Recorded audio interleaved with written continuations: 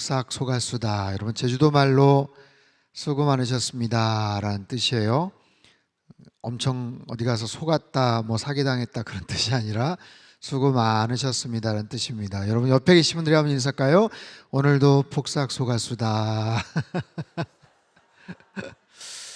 네, 우리 상당교회의 핵심 가치가 복음, 문화, 선교입니다. 복음과 선교에 대해서는 참 많은 교회들이 강조를 하지만 사실 문화를 핵심 가치로 이렇게 가장 중요한 세 가지 중에 하나로 그렇게 설정을 하고 그렇게 목회를 하는 교회들은 거의 없는 것 같아요.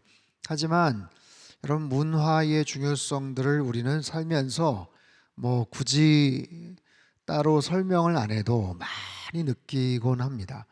문화라는 옷을 입고 살아가고 또 문화의 여러 가지 영향을 또 자극을 받으면서 살아가는 오늘 이 시대죠. 그리고 특별히 우리가 잘 이 땅에서 살아가는 것뿐만 아니라 우리의 믿음을 잘 지키고 또 복음을 잘 전하는 선교하는 그런 의미에서도 이 문화의 관점을 우리는 잘 이해하고 해석할 줄 알아야 돼요. 우리가 누군가에게 복음을 전하는가, 뭐 해외에 나가서 복음을 전한다, 어떤 나라에 가서 어떤 특정한 사람들에게, 계층들에게 복음을 전한다. 그렇다면 우리가 갖고 있는 복음의 핵심적인 그런 메시지들을 그들에게 어떻게 잘 소화를 시키고 전달을 할 수 있을 것인가에 대한 고민이 필요하고 반드시 거기에 대한 아주 중요한 전략들이 마련이 되어야 됩니다. 오늘 이 시대도 마찬가지예요. 굉장히 문화적으로 빠르게 바뀌고 변화하는 그런 시대 속에서 우리는 알게 모르게 여러 가지 다각적인 측면에서 문화의 옷을 입고 살아가고 영향을 주고받으면서 살아가게 되죠. 이런 미디어를 우리가 경험하지 않고 또 관계를 특별히 관련을 맺지 않고 단 하루도 살아갈 수 없는 그런 시대를 살고 있죠. 우리가 쓰고 있는 스마트폰의 다양한 기능들, 우리가 보고 있는 여러 가지 채널들, 과거에는 공중파에서 TV 프로그램 딱 그 시간을 그래서 딱 시청을 해야 되고 그걸 놓치면 재방송을 봐야 되고 그래서 항상 이제 그 시간에 맞춰서 하지만 지금은 그럴 필요가 없는 그런 시대가 되고 말았죠. 소위 말해서 다른 여러 OTT라고 말하는 그런 다른 지상파의 또 다른 그런 방송 프로그램들이 있고 또 온라인 채널에서 또 유튜브나 다른 다양한 그런 프로그램들 속에서 정말 경쟁을 무한대로 경쟁을 하듯이 엄청난 그런 여러 가지 일들을 감당을 하면서 여러 가지 다양한 매체 속에서 컨텐츠들을 만들어내는 거예요. KBS나 SBS나 뭐 공영방송이 얼마나 큰 정말 조직을 갖고 있고 엄청나게 고급 인력들을 거기에서 고용을 해서 월급을 주면서 그렇게 운영을 합니까? 근데 거기에 걸맞는 시청률이 오르지 않거나 그리고 거기에 걸맞는 수익이 나지를 않으면 이게 너무나도 힘든 그런 시대죠. 그런 상황 속에서 다양한 매체들이 시청자들 또 많은 국민들, 많은 대중들의 관심을 계속해서 끌어가기 때문에 뭐 교회에서도 방송에 대한 관심들이 많아졌고 또 우리가 지금 여러 가지 예배나 다른 사역들도 유튜브 채널을 통해서 계속해서 그렇게 나오고 그래서 많은 사람들이 뭐 연예인뿐만 아니라 유튜버가 되고 싶어서 구독자를 더 늘리고 싶어서 더 많은 조회수를 높이고 싶어서 정말 어마어마하게 관심을 갖고 있어요. 여러분 그게 뭐 대수겠냐 싶지만 여러분 그렇지 않습니다. 이게 다 돈으로 연결이 되고 또 여러 가지 자기의 인기나 명예나 이런 것과 관련이 있기 때문에 그래요. 최근에 우리나라 사람인데 만든 유튜브 채널이 구독자가 1억 명이 넘었다는 얘기를 들었어요. 여러분 혹시 아십니까? 저도 그 뉴스를 보고서 찾아봤는데 구독자가 1억 명입니다. 1억 명. 구독자가 1억 명이면 그 채널에 가입을 하고 자기가 구독을 눌렀던 사람이 1억 명이라는 거예요. 그 사람이 그 유튜브 그 채널을 통해서 받는 수익이 얼마인지 아세요? 1억 명 유튜버면 하루에 6억을 받습니다. 6억 얼마를 받아요? 깜짝 놀라셨죠? 저도 깜짝 놀랐습니다. 1년에 한 2,500억 정도를 번대요.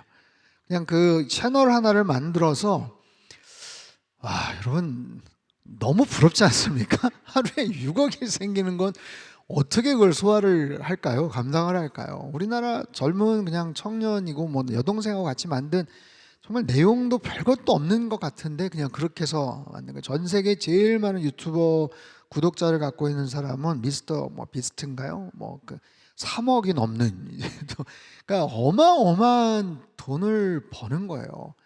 그러다 보니까 정말 그런 쪽에 혈안이 되어서 막 만드는데 그러다 보니까 과열이 되고 굉장히 적합하지 않는 자극적인 그리고 별로 좋지 않은 선정적인 막 이런 막 문화적인 컨텐츠들이 양산이 되는 어떤 그런 시대를 우리는 살고 있어요. 그거를 인식을 하든 못하든 우리는 그냥 공기를 숨을 쉬면서 살아가듯이 뭐 그런 시대를 살아가고 있죠.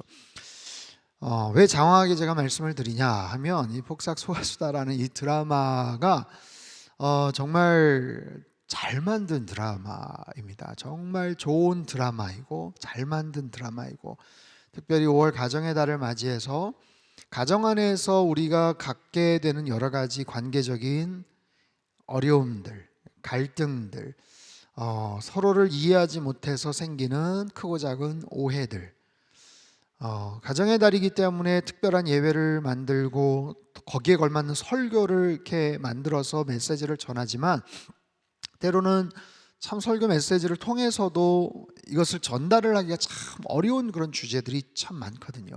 근데 그 드라마를 통해서 정말 우리 가정 안에서 우리가 느낄 수 있는 그리고 풀릴 수 있는 그런 다양한 그런 주제들을 너무나도 잘 담고 있어서 이번에 특별 이제 기획으로 한 3주간 이 말씀을 전하고자 용기를 내어서 준비를 했는데 여러분 자 혹시 드라마를 보신 분들 한번 손 한번 들어보시죠. 보신 분들.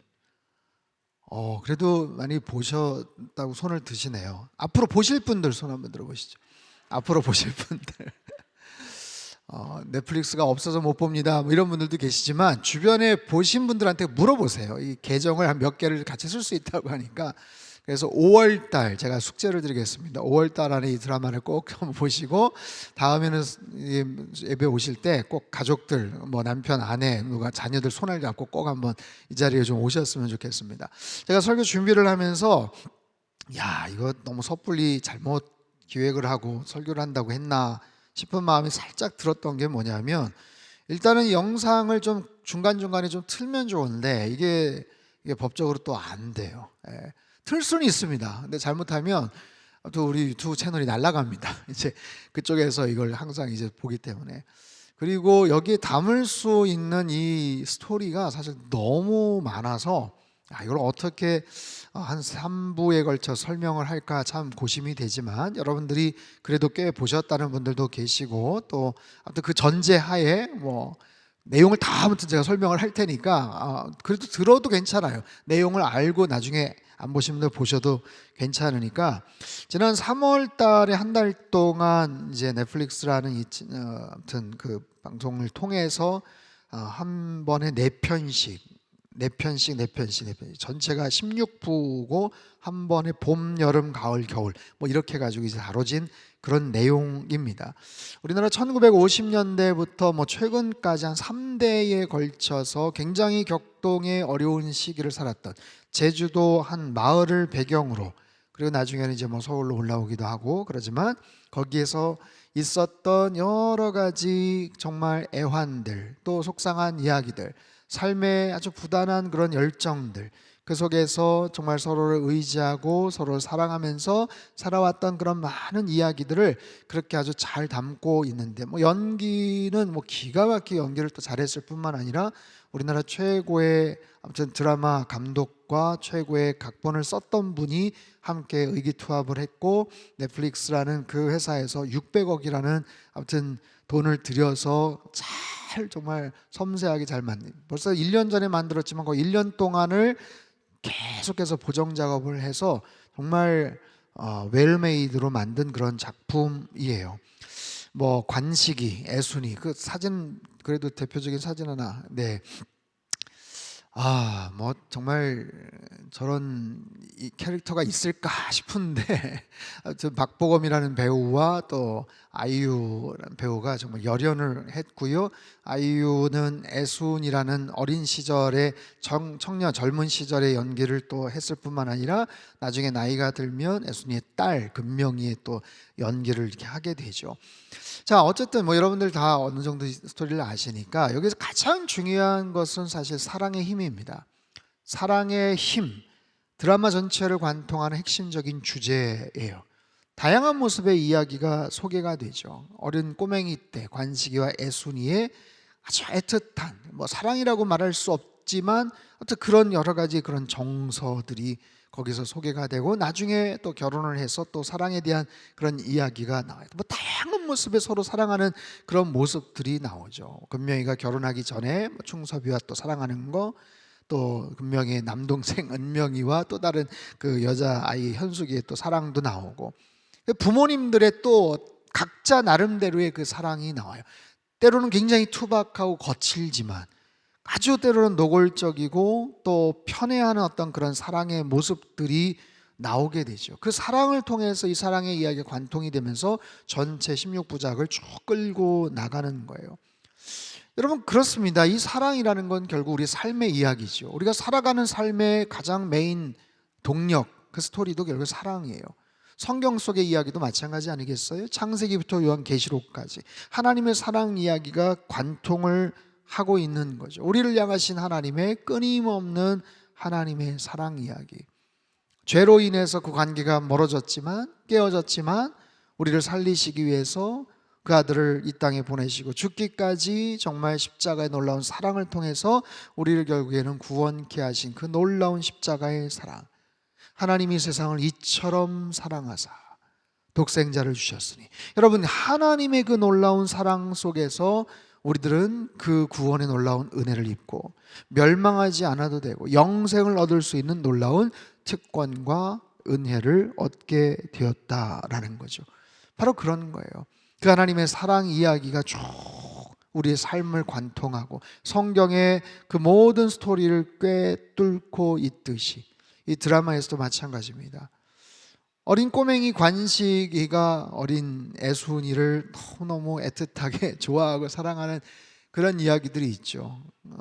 마음에 싫지는 않지만 애순이가 계속해서 밀쳐내고 자꾸만 구박을 하고 그러는데, 너무나도 어렵게 아빠가 먼저 세상 떠나고 엄마는 어떻게 여건이 안 되니까 다른 곳에 또 결혼을 해서 가서 살고, 정말 구박대기로 그냥 작은 아빠 집에서 얹혀 살고, 한 가족들이 같이 사는데 거기에서 보면은 다른 아이 또 다른 가족들은 뭐 조기죠, 조구라고 얘기하는 그거 주는데 얘는 뭐 주지도 않고, 그러니까 거기서 서름과 북받친 그런 모습들을 옆에서 늘 아주 섬세하게 지켜봤던 꼬맹이 관식이가 그 애순이를 향해서 계속해서 그런 사랑의 마음들을 이렇게 보내주는 이제 그런 내용들이 나와요. 그 엄마가 세상 떠났을 때, 죽었을 때 울잖아요. 저는 그 장면에서 몇 번 이제 울음이 저도 이렇게 나왔는데, 울잖아요. 막 울어요. 우는데 이제 어린 관식이가 뭐 미역국 같은 걸 갖다 주면서 이거 먹어. 울면 힘드니까 먹고 울어. 먹고 힘내서 울어. 딱 얘기할 때 이제 애순이가 그러잖아요. 어떡하지? 엄마가 오늘 아침에 죽었는데 벌써부터 보고 싶어 하면서 막 우는 장면이 정말 마음이 너무 아프더라고요. 그런 장면들서부터도 이렇게 소개가 되죠. 근데 엄마가 이제 해녀로서 이게 어렵게 그냥 힘들게 살지만 그 일부 같은 경우는 엄마 역할했던 그 염혜란 씨가 아주 명연기를 펼치죠. 엄마와 딸에 대한 그런 얘기들이 계속해서 소개가 되지 않습니까? 딸을 싫어하는 게 아니에요. 근데 이미 얘를 작은 아빠네 집에서 키워야 그나마 그래도 공부를 하고 거기서 살아갈 수 있으니까 자꾸만 밀쳐내는데, 그 어린 애순이는 엄마 품으로 자꾸만 들어오는 이제 그런 장면들이 나오죠. 그 엄마의 그 안타깝고 정말 속상한 그런 마음, 천륜을 어떻게 어길 수가 있겠어요. 거기서 이제 막 구박받으면서 아빠도 안 계시고 엄마도 안 계시는 어린 애순이가 이제 그 마음을 가지고 엄마를 계속해서 찾아가는 그런 모습들이 있죠. 어찌됐든 이 사랑의 그 이야기가 처음서부터 이렇게 나오고 그 사랑에 대한 그 메시지, 그 마음을 통해서 서로를 위해서 헌신을 하고 희생을 하고 그 헌신과 희생을 통해서 결국에는 놀라운 은혜를 입게 되고 그리고 해피엔딩을 향해서 나가죠. 정말 가난하고 어려운 그런 시절을 살지만 서로를 향한 때로는 투박하고 때로는 굉장히 왜곡돼 보이는 그런 사랑인 것 같아도 그 사랑을 통해서 결국에는 역경들을 뚫고 지나가는 그런 모습들이 있죠. 어린 애순이가 학교에서 시를 씁니다. 문학 소녀죠. 엄마를 생각하면서 썼던 시가 있죠. 한번 띄워주세요. 개전복. 허구한 날 전복 전복, 태풍와도 전복 전복, 딸보다도 전복 전복. 꼬르륵 들어가면 빨리나 나오지. 어째 까무룩 소식이 없소. 전복 못 봐 안 나오나 숨이 딸려 못 나오나. 똘레미 딸이죠. 이게 딸내미 속 다 타도록 내 어망 속 태우는 고놈의 개전복. 전복 팔아 버는 백환. 내가 주고 어망 엄마 하루를 사고 싶네. 허리 아픈 우러망 골록대는 우러망. 백환에 하루씩만 어망 쉬게 하고 싶네. 너무 시가 감동적이죠. 이 시를 학교에서 이제 시 쓰는 게 있어서 썼는데 이 시를 썼는데 부장원이 된 거예요. 이게 어떻게 부장원이냐? 어떻게 네가 부급장이 됐냐? 하면서 나중에 가서 엄마가 가서 막 호통을 치고 그 선생님한테 뭐 이렇게 뭐도 사다 주고 뭐 촌지도 주고 옛날에 막 이제 그런 시대였으니까 막 그런 애틋한 마음들이 엄마의 사랑도 있었고 그 딸내미가 엄마를 생각하는 위해 주는 그 사랑. 왜냐하면 더 많은 전복을 아니면 더 물질을 해서 뭔가를 더 캐오려고 하는데 이게 위험한 거죠. 왜냐하면 이제 그래서 숨병이라고 하잖아요. 숨을 참다가 어느 정도 이상이 돼버리면 이게 이제 몸의 건강에 굉장히 위험할 수 있는데 뭘 캐다 보면은 저기 너무 큰 전복이 있거나 뭐 문어가 있거나 근데 또 자기가 그거를 그때 잡지를 못하면 다른 해녀들이 그걸 잡아가니까 그 욕심이 나가지고 그거를 캐다가 거기에서 뭐 그물에 다리가 걸려가지고 죽기도 하고 뭐 그런 부분들이 막 있는 거거든요. 그럼 순비 소리 제가 그 겨자씨에도 썼지만 휘파람 불듯이 휘 하는 그런 소리가 그냥 뭐 왜 올라와가지고 휘파람 불나 싶은데 그게 아니라 이 폐 속에 있는 이산화탄소를 이렇게 뿜어내는 그리고 나는 아직 살아있다 나 괜찮다라고 알리는 정말 생명을 이야기하는 그런 소리거든요. 근데 다른 어떤 해녀보다도 더 열심히 그냥 막 악바리같이 적극적으로 하는 그 엄마의 모습을 보면서 애순이가 굉장히 안타까운 마음으로 시를 썼던 이제 그런 얘기죠. 하여튼 그런 사랑에 대한 이야기들이 계속해서 나오면서 다양한 스토리들이 전개가 되는데 뭐 그 내용을 처음부터 다 얘기를 할 수는 없지만 하여튼 드라마 속에 아주 낮은 저음으로 깔리는 나레이션들이 있어요. 대사가 있어요. 한 장면이 있습니다. 속이 다쳐온 딸을 위해 그들은 또 하나만 해댔다. 그들은 기어코 나를 또 키웠다. 내가 세상에서 100g도 사라지지 않게 했다. 딸이 파혼하고 결혼하려고 했다가 파혼하고 상처받아서 그냥 완전히 집에서 페인처럼 그냥 완전히 웅크려들고 있는 그 딸을 위해서 엄마 아빠가 계속해서 맛있는 음식을 주면서 다시 일어날 것을 이야기하고 회복을 이야기하고 거기서 이제 또 다시 마음의 어려움을 딛고 일어나는 장면이 나오죠. 영원한 내 편. 엄마 아빠는 정말 내가 어떤 상황이어도 언제나 나의 편이구나. 언제나 나를 이렇게 감싸주는구나 하는 이제 그런 마음들.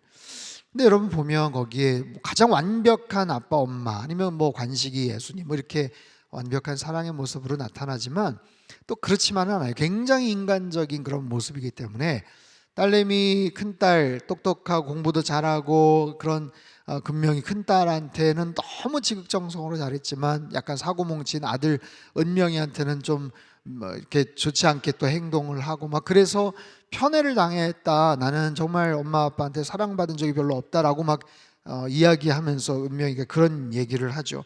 편애는 진짜 치사한 거야.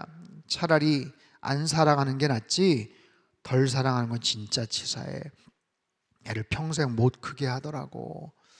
이제 그런 이야기 속에서도 여러분 자녀를 키워보면 뭐 10손가락 깨물어 안 아픈 손가락 없다 하지만 살짝 덜 아픈 손가락도 있거든요. 사실 조금 더 마음이 가는 그런 자녀들이 있게 마련이거든요. 그걸 어떻게 들키지 않고 아니면 때론 노골적으로 그런 경우들이 사실 다 있잖아요.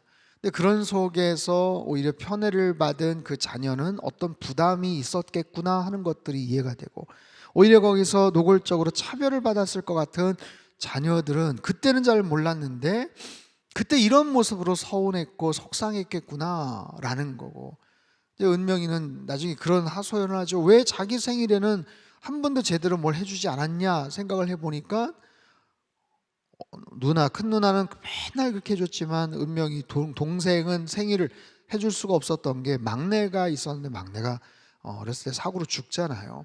근데 그 죽은 날이 둘째 생일하고 3일 차인가 밖에 나지를 않으니까 둘째 생일을 해줄 마음의 준비 여력이 없는 거예요. 없으니까 막 그거 가지고 맨날 푸념하고 막 그러는데 이제 아빠가 몰래 싹 데리고 가서 짜장면도 사주고 이제 그런 장면도 사실은 나옵니다. 그러니까 어렸을 때부터 그런 약간의 충분하지 못한 사랑을 받은 그런 자녀들이 나중에 그것이 얼마나 큰 상처가 될 수도 있겠구나 하는 부분들도 서로 나중에는 이해하게 되고 뭐 그렇게 됩니다.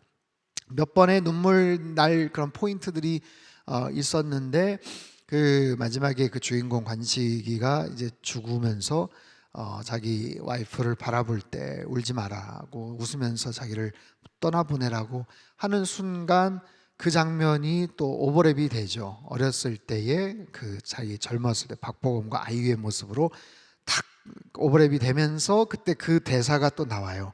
소년의 일생에는 한 소녀가 있었다. 소녀는 일평생 그 소녀의 세상을 지켰다. 보신 분들 눈물 안 흘리셨습니까? 눈물 나던데요. 그 소년이 그 소녀의 일생을 지켰다. 일생을 지켰다. 참 너무나도 참 당연히 그래야 되지만 참 그렇지 못한 우리의 여러 가지 아픔의 모습들, 가정 안에서 속상한 그런 이야기들의 모습들을 볼 때 참 그 장면이 마음속에 참 많이 와닿고 정말 지고지순한 어떤 사랑의 모습들이 있습니다. 근데 항상 이렇게 올바르고 근사하고 우리가 따라가기 힘들 것 같은 막 그런 사랑의 모습만 있었던 건 아니죠. 어려운 그런 사랑도 있었고 조건적인 그런 사랑도 있었고 때론 왜곡된 그런 사랑도 있었죠. 여러분 드라마를 보신 분들이 아마 제일 마음속에서 열받았을 장면이 그 영범 엄마의 그 아들을 향한 지나친 집착이 있었을 때 여러분 같이 막 분노하지 않았습니까? 그렇죠? 같이 화가 나고 같이 분노하고 뭐 아이들이 커서 상견례를 하려고 했었을 때 서로 사실 약간 눈치가 보이고 신경이 쓰이는 그런 장면들 그런 과정들이 다 어느 집안이나 다 있게 마련이거든요. 우리 딸이 뭐가 부족해서 뭐가 아쉬워서 우리 아들이 뭐가 아쉬워서 상대 집안이 사돈댁 될 사람이 잘나면 얼마나 잘나고 돈이 많으면 얼마나 돈이 많은데 이런 그런 부분에서 사실 서로 싸우거나 힘들거나 마음 아픈 부분들이 있는데 그 영범 엄마가 아주 노골적으로 그 금명이를 막 무시를 하고 금명이뿐만 아니라 그 부모님도 막 무시를 하고 관식이의 아버지의 그 막 뱃일을 하면서 손이 막 그렇게 어그러져 있는 그 모습 보면서도 막 그냥 함부로 막 얘기하고 뭐 그런 장면들이 나오잖아요.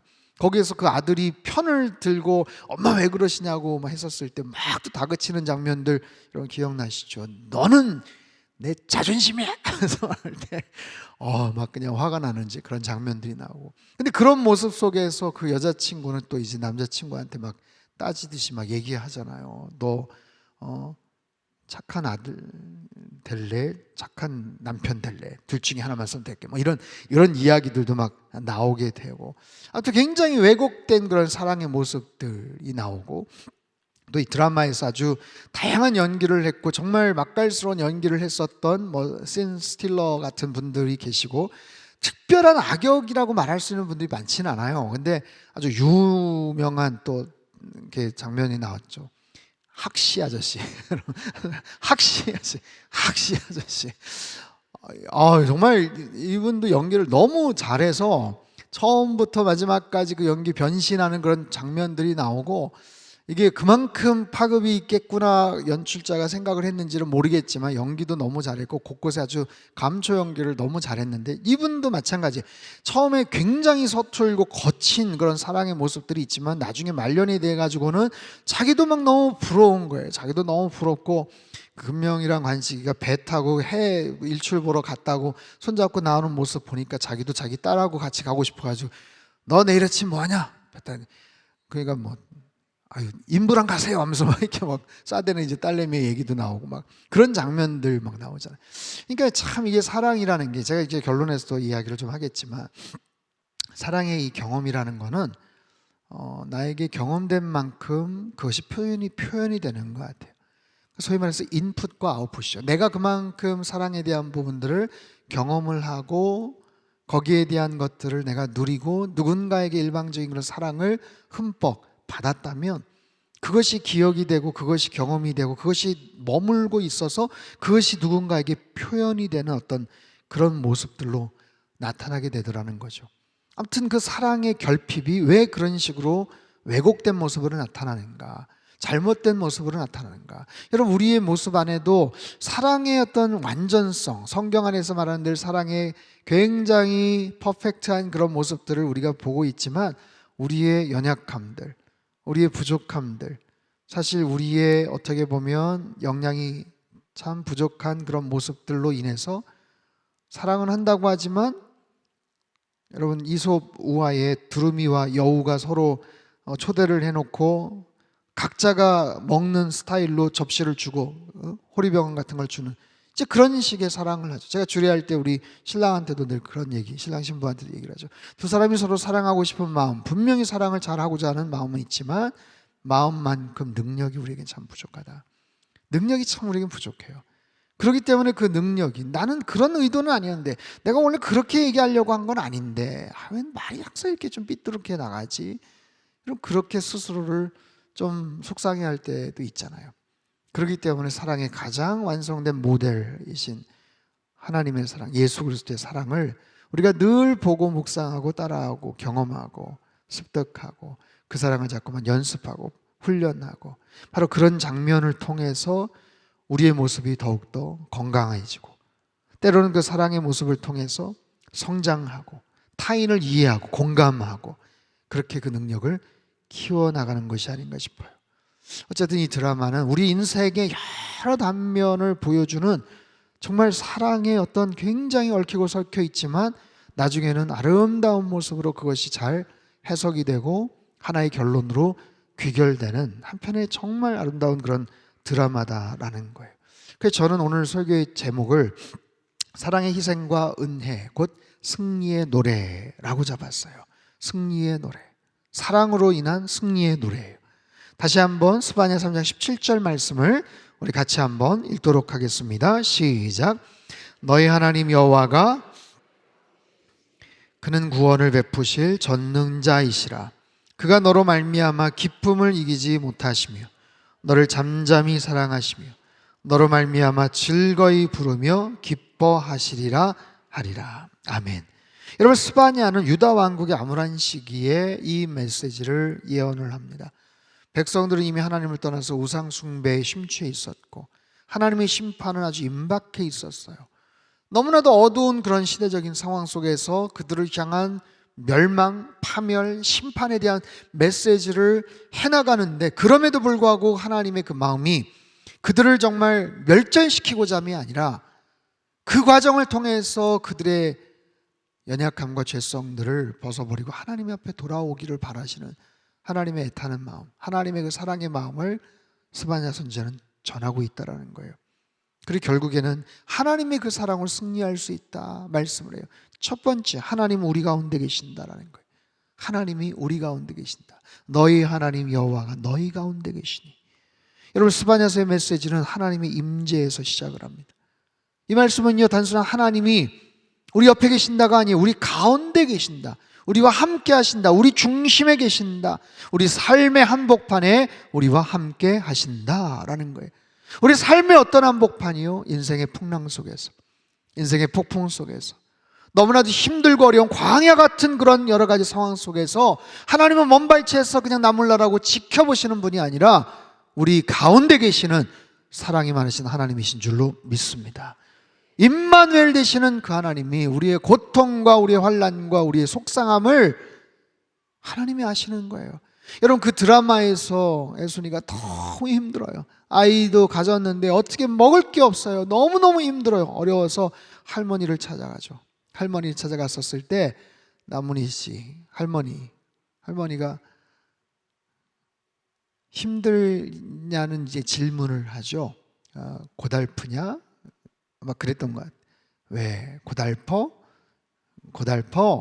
하면서 이렇게 질문하는데 거기에서 그냥 또 무너지죠. 오죽하면 찾아왔겠어요. 오죽하면 힘들어서 왔겠어요. 할머니가 무슨 도와줄 수 있는 여력이 있겠어요? 근데도 그냥 찾아간 거예요. 그리고 그 할머니는 먼저 세상 떠난 며느리가 간절하게 부탁했어요.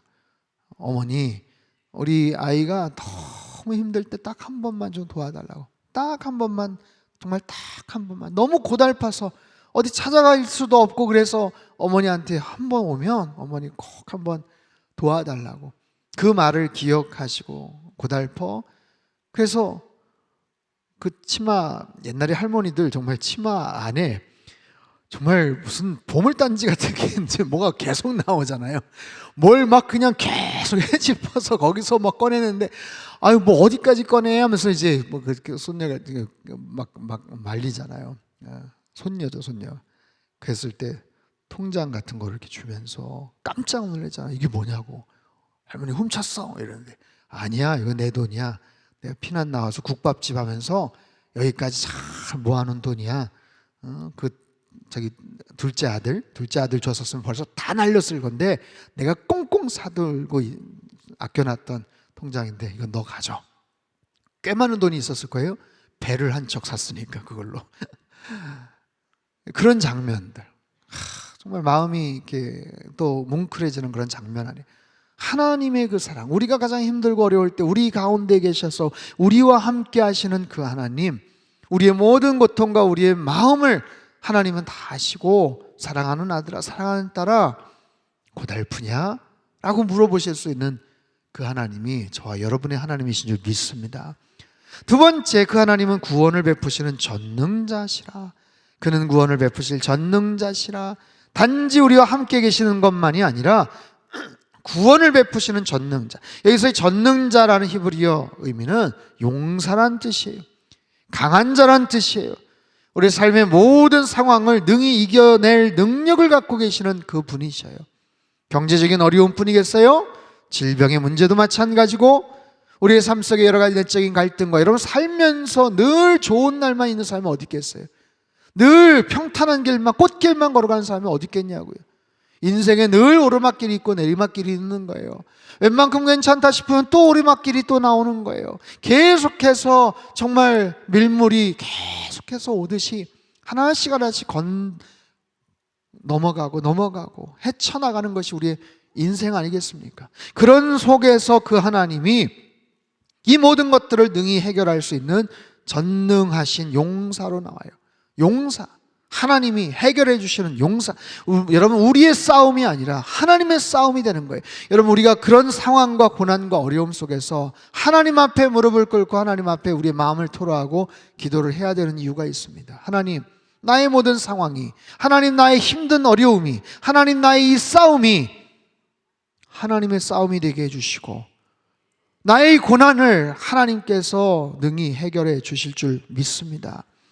여러분, 하나님이 싸우시는 전쟁에는 패배가 없는 줄 믿습니다. 누가 능히 하나님을 이길 수가 있겠어요?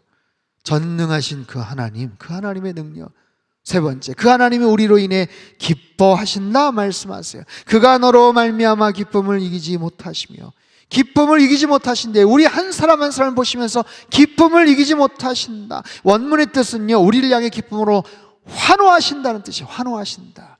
우와, 환호하신다. 여러분, 2002년 월드컵 때, 아니 다양한 모습의 운동 경기나 이런 부분에 내가 응원하는 팀이 마지막에 기가 막힌 역전골을 넣거나 마지막에 멋진 홈런을 쳐서 이기거나 그럴 때 응원하는 팀, 그 관중들이 우와 하는 바로 그런 의미에서의 기쁨이에요. 이 하나님의 기쁨, 이 하나님의 기쁨. 근데 우리 한 사람 한 사람의 어떤 성취, 우리의 완전함, 우리의 어떤 노력, 내가 뭔가를 이루어 드림에 의해서 하나님이 기뻐하시는 게 아니라 우리의 존재 자체를 보시고 기뻐하신다. 우리 한 사람 한 사람 존재 자체를 보시면서 기뻐하신다. 왜요? 그 하나님은 우리의 아버지가 되시고 우리는 그분의 아들, 딸이 되기 때문에 이 관계성 속에서 하나님께서 기뻐하신다. 환호를 지르신다. 이것이 바로 승리의 메시지죠. 하나님의 기쁨은요, 이겼다라는 바로 그런 선언이에요. 바로 그런 거예요. 여러분, 우리의 인생, 우리의 삶의 결국의 마지막은 하나님의 놀라운 멋진 승리로 그렇게 이어지게 될 줄 믿습니다. 네 번째, 하나님 우리를 잠잠히 사랑하신다. 너를 잠잠히 사랑하신다. 여러분, 하나님의 사랑은 때로는 격한, 정말 폭풍과도 같은 그런 사랑, 때로는 8월달, 7월달 땡볕과 같은 정말 뜨거운 열정적인 사랑이기도 해요. 하지만 하나님의 사랑은 지속적으로 끊임이 없는, 다함이 없는, 잠잠히 우리를 끝까지 책임지시고 진실한 모습으로 사랑하시는 바로 그 사랑. 여러분, 그 사랑을 여러분 의심하지 않게 되기를 바랍니다. 사람의 사랑은요, 자꾸만 의심이 가요. 자꾸만 같은 표현이 이루어지지 않으면 그 사랑이 식었나 생각을 해요. 고민을 해요. 오빠 나 사랑해? 사랑하는 거 맞지? 왜 요즘 사랑한다는 얘기 안 해? 여러분, 끊임없이 확인하고 끊임없이 뭔가를 요구하는 그런 인간의 불완전한 그런 모습의 사랑이 아니라 하나님의 한결같은 그 사랑, 우리를 택하셔서 우리를 먼저 사랑하신 그 아버지 하나님의 사랑을 우리 모두가 다 흠뻑 충만하게 여러분 공급받고 있는 줄 믿으시길 바랍니다. 마지막 다섯 번째, 하나님 우리로 인해 즐거이 부르며 기뻐하신다. 여러분, 기뻐하신다는 표현이 두 번이나 나와요. 너로 말미암아 즐거이 부르며 기뻐하신다. 그냥 기뻐하시는 것이 아니라 즐거이 부르며 기뻐하신다. 즐거이 찬양하며 즐거이 노래하며 기뻐하신다. 여러분, 어떤 상황에서 노래를 하십니까? 어떨 때 노래가 나옵니까? 힘들고 속상해도 노래가 나올 수 있어요. 하지만 흥얼 할 때 보면 뭔가 기분이 좋은가 보다. 사춘기인 우리 막내가 흥얼 노래를 하고 그러면 뭐 기분 좋은 게 있나 보지? 이렇게 생각을 해요. 흥얼 여러분, 그런 거예요. 여러분, 우리의 삶 속에서 기쁨의 노래가 끊어지지 않게 되기를 바랍니다. 하나님이 우리를 기뻐하셔요. 그래서 노래를 부르셔요. 기쁨의 노래, 승리의 노래. 너의 모든 어려움, 너의 모든 장벽들, 모든 장애물들 걱정하지 마라. 내가 다 해결해 줄게. 그까짓 거 뭘 걱정을 해? 같이 나랑 노래하자. 같이 나랑 승리의 쾌가를 부르자. 바로 그런 의미에서의 사랑의 승리예요. 여러분 보세요. 우리 인생은 사랑으로 시작이 됩니다. 그렇죠? 엄마 아빠의, 부모님의 사랑에서부터 우리가 탄생을 하잖아요. 그 사랑을 흠뻑 받고서 자라잖아요. 그 사랑 안에서 우리는 커나가는 거예요. 그 관식이가 금명이 어렸을 때 어린 꼬맹이 학교를 보내려고 하는데 마음이 그냥 안타까워. 얘 어떻게 학교 보내? 너 선생님한테 어떻게 해? 다녀오겠습니다 하는데 책 뒤에 가방이 휙 넘어져가지고, 여보, 얘 내 1년만 좀 있다 보내자. 어떻게 보내? 이 어린애를 어떻게 보내? 너 힘든 일 있거나 어려운 일 있으면 언제든지 아빠한테 얘기해. 그냥 무조건 빠꾸해. 아빠가 다 책임질게. 그런 얘기 하잖아요. 그런 모습으로 계속해서 그 사랑을 보여주는 거예요. 심지어 결혼식장, 예식장 들어갈 때까지도 금명아, 너 혹시 마음 바뀌면 언제든지 빠꾸해. 아빠가 다 있을 테니까. 서로 울지 말라고, 아빠 뭐라고 하지 말라고 하다 그 말 듣고 금명이가 뿌앵 하면서 우는 장면이 나와요. 그게 바로 아버지 하나님의 그 사랑 아니겠어요? 너 언제든지 힘들고 지치면 나한테 와. 걱정하지 마. 그냥 언제든지 빠꾸해. 나는 항상 너의 옆에 있어. 항상 너를 늘 지켜보고 있어. 여러분, 하나님의 사랑은 바로 그런 사랑이에요. 오늘 스바냐서 3장 17절 말씀, 드라마에 나와 있던 여러 그런 장면들이 때로 우리에게 굉장히 위로를 되고 위로를 주고 때로는 용기를 줍니다. 그리고 그 사랑의 힘, 사랑의 소망, 하나님이 나를 여전히 사랑하고 계시고 나는 그 사랑의 그 놀라운 하나님의 영역 안에 있음을 늘 기억할 때 우리에게는 소망이 생기는 거예요.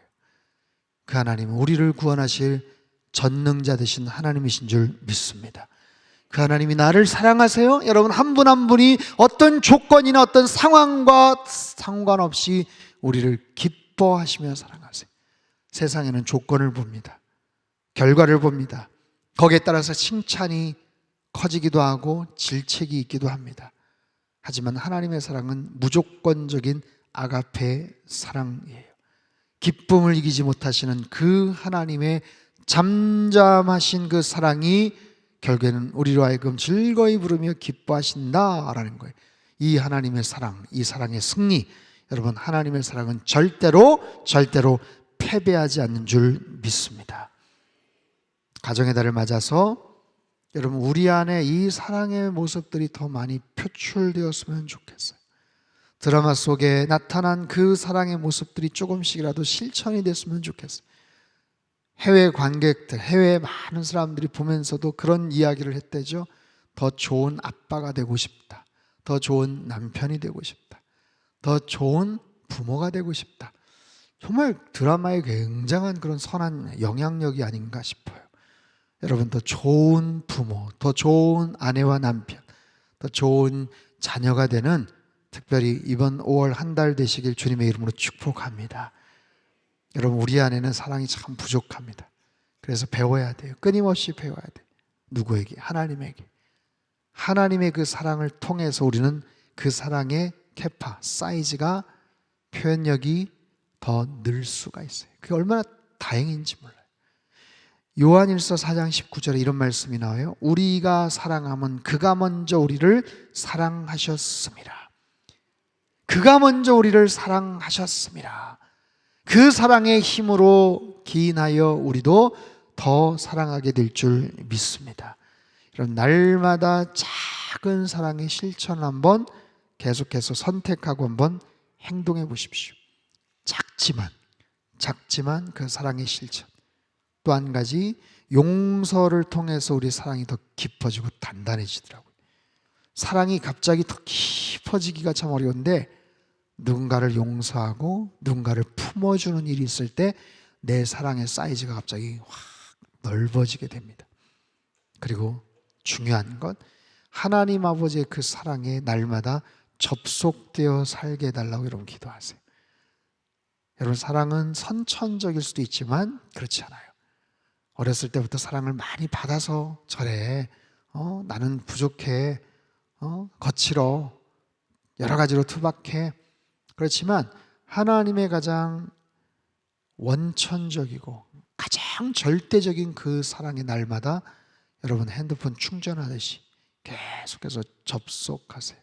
충전받으세요. 그리고 그 사랑을 공급받아 늘 일상에서 말 안 해도 알죠가 아니라 말 안 하면 모릅니다.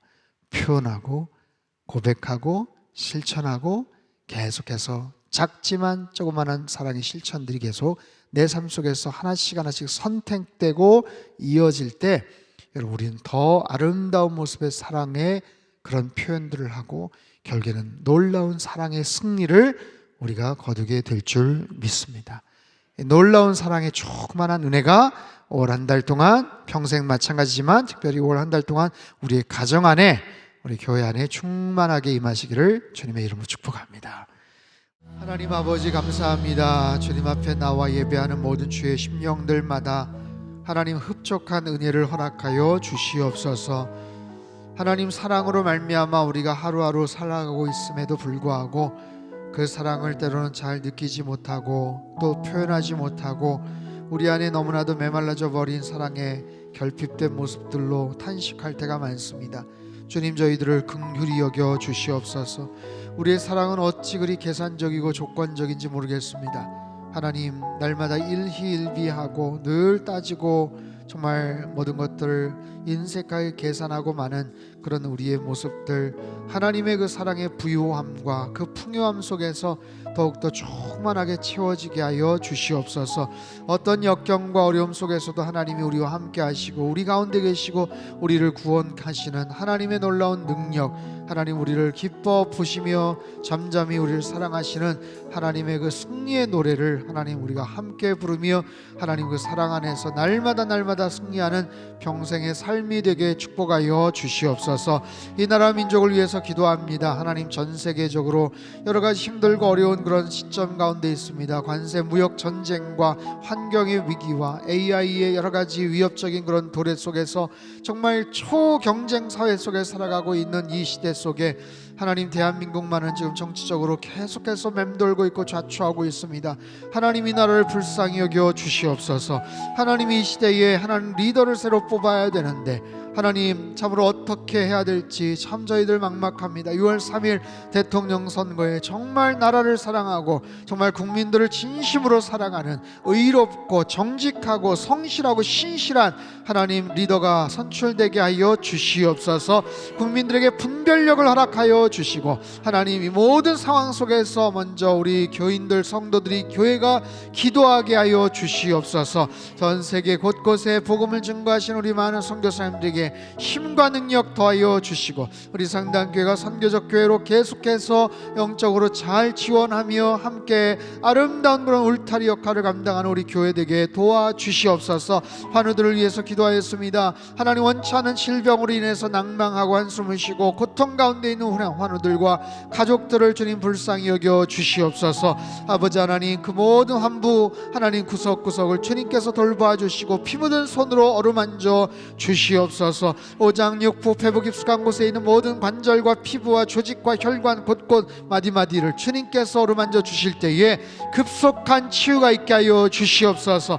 속히 자리를 박차고 일어나게 하여 주시옵소서. 치유의 광선을 발하여 주시옵소서. 성령 하나님, 우리 가정 안에 하나님의 사랑이 주님의 평강이 날마다 넘쳐나게 하여 주시옵소서. 특별히 어그러지고 참으로 삐뚤어지고 여러 가지 상처를 주고받은 우리 모든 관계가 하나님 특별히 우리의 노력과 기도로 말미암아 다시 회복되게 하여 주시옵소서. 하나님, 다시 대화가 시작이 되게 하시고 손을 건네게 하시고 마음을 열게 하시고 하나님의 나라가 우리 가정 안에 충만하게 임하게 하여 주시옵소서. 주일 예배 가운데 하나님의 아름다운 통치와 주님의 영광과 주권이 높이 세워지는 예배가 되어지기를 원합니다. 최선의 모습으로 하나님 영과 진리로 드려지는 거룩한 예배 되게 하여 주시옵소서. 우리 상당교회는 예배가 중심이 된 선교적 교회입니다.